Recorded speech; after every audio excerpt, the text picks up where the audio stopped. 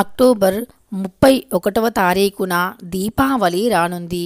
ఈ దీపావళి గురువారంతో కలిసి రానుంది. అయితే దీపావళి రోజున మర్చిపోకుండా కలబందతో ఈ పరిహారం చేయండి. లక్షలు కాదు కోట్లు వచ్చి పడతాయి. అంతేకాదు మీ ఇల్లంతా కూడా ఎప్పుడూ ధనధాన్యాలతో నిండి ఉంటుంది. చీకటి కమ్ముకుపోయి చేతిలో రూపాయి లేకుండా కటిక దరిద్రాన్ని అనుభవిస్తున్న వారు కూడా ఖచ్చితంగా ధనవంతులుగా మారుతారు. దరిద్ర బాధలు అనేవి అసలు మీ దరిదాపుల్లో కూడా ఉండవు అని చెప్పుకోవచ్చు. అత్యంత శక్తివంతమైనటువంటి ఎంతో పవిత్రమైనటువంటి ఈ యొక్క దీపావళి చెడుపై మంచి సాధించినటువంటి రోజు. ఈ దీపావళి రోజున ఖచ్చితంగా ధనవంతులుగా మారుతారు. దీపావళి అనేది వెలుగుల పండగ. దీపాలను అధికంగా వెలిగించటం వెనుక మీకు జీవితంలో ఏవైనా సమస్యలు ఉన్నాయా? అవి అసలు తీరట్లేదు అని బాధపడుతూ ఉన్నారా? అయితే వెంటనే ఈ గురువుగారిని ఒక్కసారి నమ్మకంతో సంప్రదించి చూడండి. 24 గంటల్లోనే మీకు ఎటువంటి సమస్యలు ఉన్నా తప్పకుండా ఆ సమస్యను పరిష్కరించగలరు. శ్రీ వారాహిదేవి జ్యోతిష్యాలయం. విద్య, ఉద్యోగం, వ్యాపారం, పెళ్లి, ఆరోగ్యం, నాగదోషం, సంతానం, రాజకీయం, వామచార దోషం, భార్యాభర్తల మధ్య గొడవలు, అత్తాకోడళ్ల మధ్య గొడవలు, ప్రేమించి మోసపోవటం, స్త్రీ పురుషుల ఎటువంటి వశీకరణ అయినా, అలానే ధనం నిలకడగా ఉండలేదు అనుకున్నా, ఇలా ఎటువంటి సమస్యలు అయినా సరే 24 గంటల్లోనే పరిష్కారం లభించును. గురువుగారిని నమ్మకంతో సంప్రదించండి. వారి యొక్క సెల్ నంబర్ వచ్చి 9043637512. నెంబర్ 1 వశీకరణం స్పెషలిస్ట్ పండిత్ నంబూదరి, కేరళ తాంత్రిక్ గురువు గారు. ఎటువంటి సమస్యలకు అయినా 24 గంటల్లో పరిష్కారం చూపుతారు. వీరు చాలా అనుభవంతో పూజలు చేస్తూ ఉన్నారు. ఒక్కసారి నమ్మకంతో గురువు గారిని సంప్రదించి చూడండి. ఖచ్చితంగా మీ యొక్క ప్రతి సమస్యకి 24 గంటల్లో పరిష్కారం లభిస్తుంది. శాస్త్రమే కాదు, సైన్స్ కూడా ఉంది. అంతేకాదు దీపావళి రోజున మనం ఇంట్లో ఎంత ఎక్కువ దీపాలను వెలిగిస్తే అంత మంచి పుణ్యం లభిస్తుంది, అంత మంచి ఫలితాలు కలుగుతాయి. అంతేకాదు దీపావళి రోజున ఎంత ఎక్కువ దీపాలను వెలిగిస్తే మన ఇంట్లో నుండి అంత చెడు వెళ్ళిపోతుంది. అంతేకాదు దరిద్ర బాధలన్నీ కూడా తొలగిపోతాయి. దీపాలు ఎంత ఎక్కువ వెలిగిస్తే మన ఇంట్లో నుండి చెడు కూడా అంతే త్వరగా వెళ్ళిపోతుంది. దీపాలను ఎక్కువగా వెలిగించటం వల్ల ఇంట్లో మన కంటికి కనిపించని నెగిటివ్ ఎనర్జీ అనేది ఉంటుంది. మన కంటికి కనిపించదు, కానీ ఆ నెగిటివ్ ఎనర్జీ వల్ల ఇంట్లో చాలా రకాల సమస్యలు వస్తూ ఉంటాయి. ఆ సమస్యలు కుటుంబంలో మనల్ని ప్రశాంతంగా ఉండనివ్వవు. అంతేకాదు ఆ సమస్యల వల్ల జీవితంలో కూడా అనేక రకాల సమస్యలు ఎదురవుతూ ఉంటాయి. ఏది సాధించాలి అన్నా ఖచ్చితంగా వెనుకబడిపోతూ ఉంటుంది. ఏదైనా వ్యాపారం మొదలు పెట్టాలి అన్నా ఆ వ్యాపారం కూడా వెనుకబడిపోతుంది. ఇంతేకాదు ఏ పని మొదలు పెట్టాలి అన్నా అందులో ఏదో ఒక ఆటంకం వచ్చి పడుతుంది. ఇలాంటి రకరకాల సమస్యలు తొలగిపోయి లక్ష్మీదేవి యొక్క పూర్తి అనుగ్రహం అనేది లభించాలి అంటే ఖచ్చితంగా ఈ పరిహారాన్ని చేయవలసిందే. లక్ష్మీదేవికి దీపావళి అంటే చాలా ఇష్టం. దీపావళి రోజున ఇల్లంతా ఎంత వెలుగులతో ఎంత కాంతివంతంగా ఉంటే మన ఇంట్లో కూడా అంతే లక్ష్మీదేవి కటాక్షం ఉంటుంది. ఎంత ఎక్కువ దీపాల కాంతి ఉంటే లక్ష్మీదేవి కటాక్షం అంత ఎక్కువగా కలుగుతుంది. అంతేకాదు ఎక్కడైతే దీపాల వెలిగి ఉంటుందో అక్కడ జ్యేష్ఠాదేవి అస్సలు ఉండదు. ఎక్కడైతే చీకటి ఉంటుందో అపరిశుభ్రత ఉంటుందో అక్కడే జ్యేష్ఠాదేవి తిష్ట వేసుకొని కూర్చుంటుంది. అయితే దీపావళి రోజున ఇల్లంతా కూడా శుభ్రం చేసుకొని ముఖ్యంగా దీపావళి పూజను రాత్రి సమయంలో చేయాలి. రాత్రి సమయంలో దీపావళి పూజను చేయటం వల్ల లక్ష్మీదేవి ఖచ్చితంగా సంతోషిస్తుంది. ఎందుకంటే లక్ష్మీదేవికి రాత్రి సమయం అంటేనే చాలా ఇష్టం. అందుకే రాత్రి సమయంలోనే లక్ష్మీదేవిని ఎక్కువగా పూజిస్తూ ఉంటారు. లక్ష్మీదేవి యొక్క అనుగ్రహం అనేది ఎక్కువగా కలుగుతూ ఉంటుంది. అయితే లక్ష్మీదేవికి రాత్రి సమయం అంటేనే చాలా ఇష్టం. ఆ సమయంలోనే అమ్మవారు భూలోకంలో తిరుగుతూ ఉంటారు. అంతేకాదు దీపావళి రోజున ముఖ్యంగా కుబేరస్వామిని పూజించటం వల్ల ఇంట్లో అసలు ధనానికి లోటు ఉండదు. ధనం 4 దిక్కుల నుండి వస్తుంది. మనం సంపాదించుకోవటానికి ఎన్నో మార్గాలను కూడా దేవుడు ఖచ్చితంగా చూపిస్తారు. ఎందుకంటే ఎప్పుడైతే మన నుండి చెడు వీడిపోయి లక్ష్మీదేవి, గణపతి, కుబేరస్వామి యొక్క అనుగ్రహం లభిస్తూ ఉందో అప్పుడు ఖచ్చితంగా మనం డబ్బుని ఏదో ఒక రూపంలో సంపాదించుకోగలుగుతాము. డబ్బు అనేది వృధా ఖర్చు కాకుండా మనం జీవితంలో ఉన్నత స్థాయికి ఎదగగలుగుతాము. లక్ష్మీ కుబేరుల యొక్క పూర్తి అనుగ్రహం అనేది మనపై ఎప్పుడైతే ఉంటుందో అప్పుడు మన జీవితంలో సిరుల వర్షం కురుస్తుంది. మన ఇంట్లో కనక వర్షం కురుస్తుంది. ధనానికి అసలు లోటు అనేది లేకుండా ఉంటుంది. ధన ధాన్యాలు ఇంట్లో ఎల్లవేళలా పుష్కలంగా ఉంటాయి. అలా ఉండాలి అంటే దీపావళి రోజున ఖచ్చితంగా ఈ విధంగా పూజలు చేయాలి. అలానే కలబందతో ఈ పరిహారాన్ని చేయాలి. అయితే దీపావళి రోజున ఎలాంటి పనులు చేయాలో, ఎలాంటి పనులు చేయకూడదో పూర్తిగా తెలుసుకుందాం. దీపావళి రోజు సూర్యుడు ఉదయించకముందే నిద్రలేవాలి. మన హిందూ సాంప్రదాయం ప్రకారం ఉదయాన్నే నిద్రలేచిన వారికి లక్ష్మీదేవి కటాక్షం ఉంటుంది అని పండితులు చెబుతూ ఉన్నారు. అలా ఉదయాన్నే నిద్రలేవాలి. ఉదయం నిద్రలేచిన వెంటనే ఇల్లు వాకిలి శుభ్రం చేసుకోవాలి. వాకిట్లో తప్పకుండా రంగురంగుల అందమైన ముగ్గులను తీర్చిదిద్దాలి. అలానే ఇల్లు శుభ్రం చేసే నీటిలో కొద్దిగా రాళ్ల ఉప్పు, కొంచెం పచ్చకర్పూరాన్ని వేసి ఇల్లుని శుభ్రం చేస్తే ఇంట్లో ఏవైనా చెడు శక్తులు ఉంటే తొలగిపోతాయి. నకారాత్మక శక్తి, ఇంట్లో ఉండే చెడు గాలి వంటివి తొలగిపోతాయి. అంతేకాదు ఇంట్లో ఒక పాజిటివ్ ఎనర్జీ ఏర్పడుతుంది. మన శరీరానికి హాని కలిగించే చెడు బ్యాక్టీరియాలు కూడా తొలగిపోతాయి. అలా ఇల్లుని శుభ్రంగా ఉంచుకోవాలి. ఎక్కడైతే పరిశుభ్రంగా ఉంటుందో అక్కడే లక్ష్మీదేవి తిష్ట వేసుకొని కూర్చుంటుంది. అమ్మవారికి శుచి అన్న, శుభ్రత అన్న చాలా ఇష్టం. అలానే ఇలా ఇల్లు వాకిలి శుభ్రం చేసుకొని ఇంట్లో పనులను పూర్తి చేసుకొని గుమ్మానికి మామిడి తోరణాలను కట్టాలి. అలానే ఇంట్లో పనులన్నీ పూర్తి చేసి ఉదయాన్నే స్నానం ఆచరించాలి. స్నానానికి మన ధర్మాల ప్రకారం చాలా ప్రత్యేక స్థానం ఉంది. ముఖ్యమైనటువంటి పండగల రోజుల్లో స్నానాన్ని ప్రత్యేకంగా చేయటం వల్ల మన ఒంట్లో ఉండే దరిద్రాలు తొలగిపోతాయి. సుఖశాంతులు, సౌభాగ్యం, సంపద లభిస్తాయి. అయితే ముఖ్యంగా దీపావళి రోజున చేసే ఈ యొక్క ప్రత్యేక స్నానం అనేది మన జీవితంలో నుండి చెడుని తొలగించి మనకొక అందం, ఐశ్వర్యం, ఆనందం, ఆరోగ్యాన్ని తప్పకుండా కలిగింపజేస్తాయి. ఒక్క మాటలో చెప్పాలి అంటే లక్ష్మీదేవి యొక్క పూర్తి అనుగ్రహం అనేది లభిస్తుంది. స్నానం విషయంలో ఎన్నో నియమనిష్టలు ఉంటాయి. స్నానం ఏ సమయంలో చేస్తే మంచిది, ఏ సమయంలో చేస్తే మంచిది కాదో పూర్తిగా మనకు శాస్త్రాల ప్రకారం స్పష్టంగా తెలుపబడుతుంది. ముఖ్యంగా దీపావళి రోజున ఉదయం 7 గంటల లోపే స్నానం చేయాలి. అయితే ఈ స్నానాన్ని ఏ విధంగా చేయాలి అంటే దీపావళి రోజున తలకి కాస్త నువ్వుల నూనెను పెట్టుకోవాలి. ఆ తరువాత తలంటు స్నానం కుంకుడు కాయల రసంతో చేయాలి. అలా చేసే సమయంలో స్నానం చేసే నీటిలో 2 పాల చుక్కలను వేసుకొని గుప్పెడు రాళ్ల ఉప్పును వేసుకొని అలానే కొద్దిగా వేప ఆకులను వేసుకొని స్నానం ఆచరించి శ్రీ మహాలక్ష్మే నమః అని తూర్పు వైపుకి తిరిగి దండం పెట్టుకొని స్నానం ఆచరించాలి.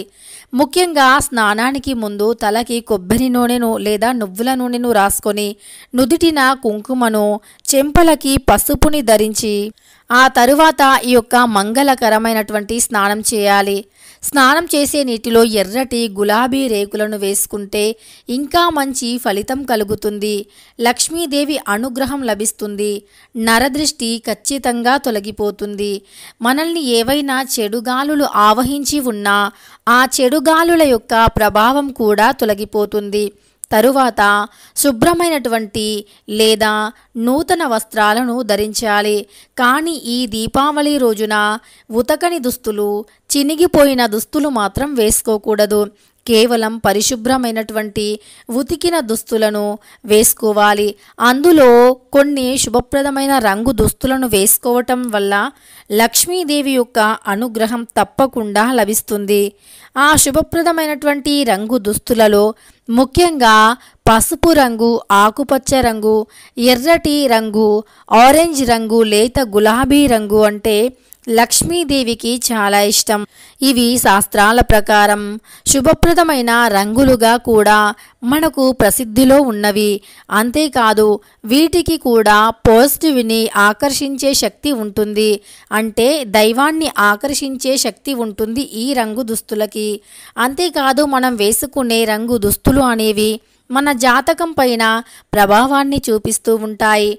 అందుకే మనం ఏవైనా పూజలు పండగలు ఉన్నప్పుడు ఖచ్చితంగా శుభప్రదమైన రంగు దుస్తులనే వేసుకుంటాము.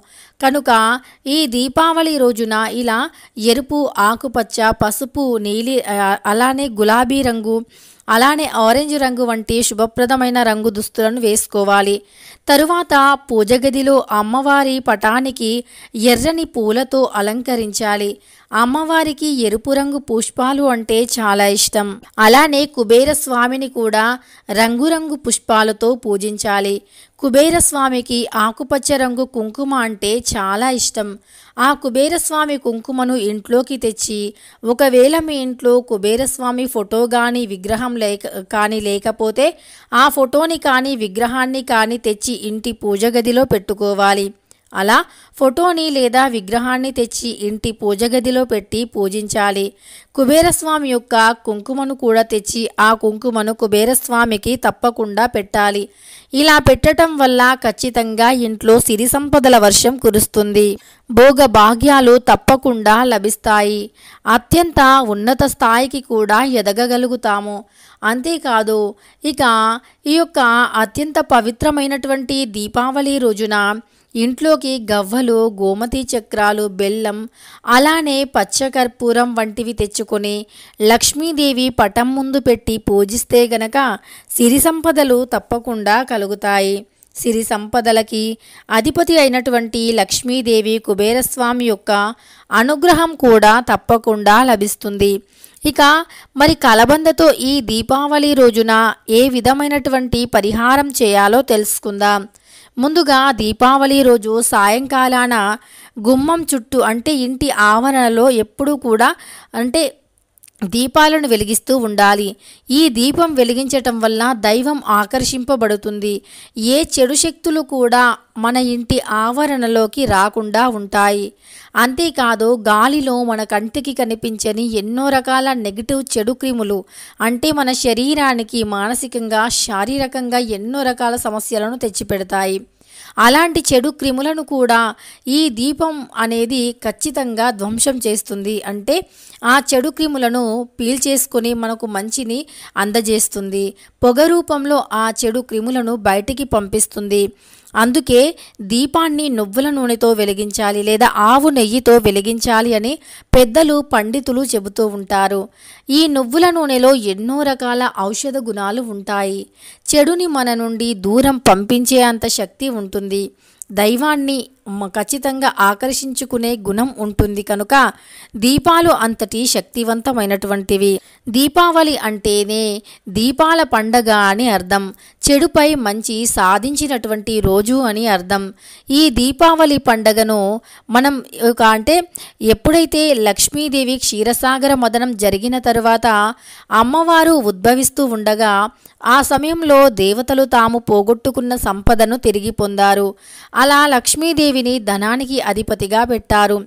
అదేవిధంగా రాక్షసులు ఎంతోమంది జనాలను పట్టి పీడిస్తూ ఉన్న సమయంలో లక్ష్మీదేవి వారిని హతమార్చి ఆ తరువాత ఇక మనకు ఈ రాక్షసుల బాధ తప్పింది అన్న సంతోషం సంబరంతో ఊరువాడ అంతా కలిసి చిన్న పెద్ద అని తేడా లేకుండా టపాకాయలు కాలుస్తూ ఇళ్ళన్నీ కూడా దీపాలను వెలిగిస్తూ సంతోషంగా ఈ పండగను జరుపుకున్నారు. అదేవిధంగా ఇప్పటికీ కూడా శాస్త్రీయంగా, శాస్త్రబద్ధంగా దీపావళి పండగను మనమంతా కూడా కలిసి ఆనందంగా జరుపుకుంటూ ఉన్నాము. ఈ దీపావళి లక్ష్మీదేవికి ఇష్టమైనటువంటిది. శాస్త్రపరంగా సైన్స్ పరంగా రెండు విధాలుగా మేలు చేస్తుంది. కనుక ఈ దీపావళి రోజున మర్చిపోకుండా మీరు ఈ చిన్న పరిహారం కలబందతో చేసి చూడండి. ఖచ్చితంగా రిజల్ట్ అనేది అద్భుతంగా ఉంటుంది. అంతేకాదు దీపావళి రోజు రాత్రి సమయంలో అంటే సాయంత్రం 6 దాటిన తర్వాత రాత్రి 12 గంటలలోపు ఉత్తర దిక్కున ఉప్పు దీపాన్ని వెలిగించండి. ఉప్పు దీపాన్ని మనం ఐశ్వర్య దీపం అని కూడా పిలుస్తూ ఉంటాము. ఈ ఐశ్వర్య దీపం అంటే లక్ష్మీదేవికి చాలా ఇష్టం. ఈ ఐశ్వర్య దీపాన్ని ఎవరైతే వెలిగిస్తారో వారి ఇంట్లో ఖచ్చితంగా ఐశ్వర్య వర్షం కురుస్తుంది. అంటే లక్ష్మీదేవి ఇంట్లోకి వస్తుంది. ఉత్తర దిక్కు నుండే లక్ష్మీదేవి ఇంట్లోకి వస్తుంది అని, ఉత్తర దిక్కు కుబేరుని యొక్క అంటే ఉత్తర దిక్కు అనేది కుబేరస్వామి యొక్క స్థానంగా భావించబడుతుంది. కనుక ఈ స్థానాన్ని ఎప్పుడూ పరిశుభ్రంగా పవిత్రంగా ఉంచుకోవాలి. వాస్తుశాస్త్రం ప్రకారం ఉత్తర దిక్కు చాలా శుభప్రదమైనటువంటిదిగా పరిగణించబడుతుంది. కనుక ఉత్తర దిక్కున దీపావళి రోజు రాత్రి సమయంలో తప్పకుండా ఇలా ఐశ్వర్య దీపాన్ని అంటే ఉప్పు దీపాన్ని వెలిగించాలి. ఈ దీపాన్ని ఎలా వెలిగించాలి అంటే ముందుగా ఒక తమలపాకుని కింద వేయాలి. ఎప్పుడైనా దీపాన్ని కటిక నేలపైన వెలిగించకూడదు. అలా కింద ఒక తమలపాకును వేసి తరువాత ఆ ఆకు పైన మట్టి ప్రమిదను పెట్టండి. ఆ ప్రమిదలో ఉప్పుని పోయండి. దొడ్డుప్పుని పోసిన తర్వాత ఆ ఉప్పు పైన ఒక 2 మట్టి ప్రమిదలను పెట్టి దీపాన్ని వెలిగించి, అంటే ఈ ప్రమిదలు ఎలా పెట్టాలి అంటే ముందు ఒక ప్రమిదను పెట్టి చిన్న ప్రమిదను ఉప్పు పైన పెట్టి ఆ ప్రమిదలో 1 రూపాయికైను, 1 గవ్వ, 1 గోమతి చక్రాన్ని వేయండి. ఆ తర్వాత ఆ ప్రమిద పైన ఇంకొక ప్రమిదను పెట్టండి. అలా పెట్టినటువంటి ప్రమిదలో ఆవు నెయ్యి కానీ నువ్వుల నూనెను కానీ పోసి దీపాన్ని వెలిగించండి. ఈ దీపం చాలా ధనాన్ని ఆకర్షిస్తుంది. మన ఇంట్లోకి ధనం రాకుండా ఏవైతే దుష్టశక్తులు అడ్డుకున్నాయో ఆ దుష్టశక్తుల చెడు ప్రభావం పూర్తిగా తొలగిపోతుంది. ఖచ్చితంగా లక్ష్మీదేవి యొక్క అనుగ్రహం లభిస్తుంది. ఇలా దీపాన్ని వెలిగించిన మరుసటి రోజు అందులో ఉండే రూపాయి కాయిన్ని ఎవరైనా పేదవారికి దానంగా ఇవ్వాలి. ఇలా ఇస్తే తప్పకుండా లక్ష్మీదేవి కటాక్షం అనేది లభిస్తుంది. అలానే ఈ దీపావళి రోజున కలబందతో ఏం చేయాలో తెలుసుకుందాం. కలబంద అంటే లక్ష్మీదేవి యొక్క ప్రతిరూపం. కలబందకి పరిహార శాస్త్రపరంగా విపరీతమైనటువంటి మంచి ఫలితం వస్తుంది అని తెలుపబడుతుంది. పరిహార శాస్త్రంలో కలబందకి ఉన్నటువంటి ప్రాధాన్యత అంతా ఇంతా కాదు. కలబందలో 3 దేవతలు కొలువై ఉంటారు. లక్ష్మీదేవి, పార్వతీదేవి, సరస్వతీదేవి. ఈ 3 యొక్క అనుగ్రహం ఉంటుంది. కలబంద అనేది దృష్టి దోషాన్ని నిమిషాలలో తొలగిస్తుంది. అంతేకాదు కలబంద అనేది ఎలాంటి నరదృష్టిని ఇంటికి సోకకుండా అడ్డుకుంటుంది. కలబంద అనేది ఎలాంటి నీరు, మట్టి లేకపోయినా కేవలం గాలిలోని 6 నెలల పాటు పచ్చగా జీవించి ఉండే శక్తి ఉంటుంది. కలబందకి నెగటివ్ ఎనర్జీని కానీ లేదా దుష్టశక్తిని కానీ నకారాత్మక శక్తిని కానీ లాగేసుకునే గుణం అధికంగా ఉంటుంది కలబందకి. ఈ కలబంద మొక్కను దీపావళి రోజు ఇంట్లోకి తెచ్చి ఒక ఎర్రని కుండీలో నాటి ఆ కుండీని ఇంటి ఈశాన్యం దిక్కున పెంచితే గనక ఇంట్లో కనకవర్షం కురుస్తుంది. అంతేకాదు ఒక బౌల్లో అంటే మట్టి పాత్రలో దొడ్డు ఉప్పుని పోసి ఆ ఉప్పు పైన ఒక కలబంద ముక్కను పెట్టి దానిని పట్టుకొని ఇల్లంతా తిరిగి దానిని చివరికి ఎవరూ తొక్కని ప్రదేశంలో వెయ్యాలి. దొడ్డుప్పు లక్ష్మీదేవికి చాలా ప్రీతికరమైనటువంటిది. దొడ్డుప్పు ఇంట్లో ఉండే చెడుని పూర్తిగా లాగేస్తూ ఉంటుంది. దొడ్డుప్పు నకారాత్మక శక్తిని బయటికి పంపిస్తుంది. దైవాన్ని ఇంట్లో స్థిరంగా ఉంచడానికి మనకు దొడ్డుప్పుతో చేసే పరిహారాలు చాలా ముఖ్యం. ఎప్పుడైనా లక్ష్మీదేవి ఇంట్లో స్థిరంగా ఉండాలి అంటే దొడ్డుప్పుతో దీపావళి రోజు ఈ పరిహారం చేస్తే ఖచ్చితంగా అమ్మవారు మన ఇంట్లో స్థిరంగా ఉంటారు. అలానే చెడు శక్తులు పూర్తిగా బయటికి వెళ్ళిపోతాయి. తరువాత కలబందను తీసుకొని వేర్లతో సహా కలబందను ఇంటికి తెచ్చి ఆ కలబందను శుభ్రంగా కడగండి. వేర్లకి ఉన్న మట్టిని పూర్తిగా కడిగివేసి తరువాత ఆ కలబంద మొక్కకి ఎర్రటి దారాన్ని కట్టి ఆ కలబంద మొక్కను ఇంటి యొక్క ప్రధాన ద్వారానికి వేలాడదీయాలి. ఇలా దీపావళి రోజు ఉదయం నుండి రాత్రి 12 గంటలలోపు ఎప్పుడైనా సరే ఇలా చేస్తే ఖచ్చితంగా కటిక దరిద్రులు కూడా ధనవంతులు అవుతారు. లక్షలు కాదు కోట్లు సంపాదించే స్థాయికి వెళ్ళే ఎన్నో మార్గాలు కనిపిస్తాయి. దరిద్రం అనేది రాత్రికి రాత్రే మాయమైపోతుంది. ధనం మిమ్మల్ని వెతుక్కుంటూ వస్తుంది. లక్ష్మీదేవి మీ ఇంటి తలుపు తడుతుంది. కూటికి లేని వారు కూడా కోట్లకి అధిపతిగా మారిపోతారు. సమస్త పాపాలన్నీ తొలగిపోయి అష్ట ఐశ్వర్యాలు కూడా లభిస్తాయి. అయితే కలబంద అనేది ఎంత శక్తివంతమైనటువంటిదో తెలుసుకున్నాం కదా. కలబంద మొక్కతో ఈ పరిహారం చేస్తే ఎంతటి మంచి ఫలితాలు కలుగుతాయో కూడా తెలుసుకున్నాం కదా. ఇక ఈ వీడియో నచ్చితే లైక్ చేయడం మర్చిపోకండి. ఇలాంటి ఎన్నో వీడియోస్ కోసం ఛానల్ని తప్పకుండా సబ్స్క్రైబ్ చేసుకోండి.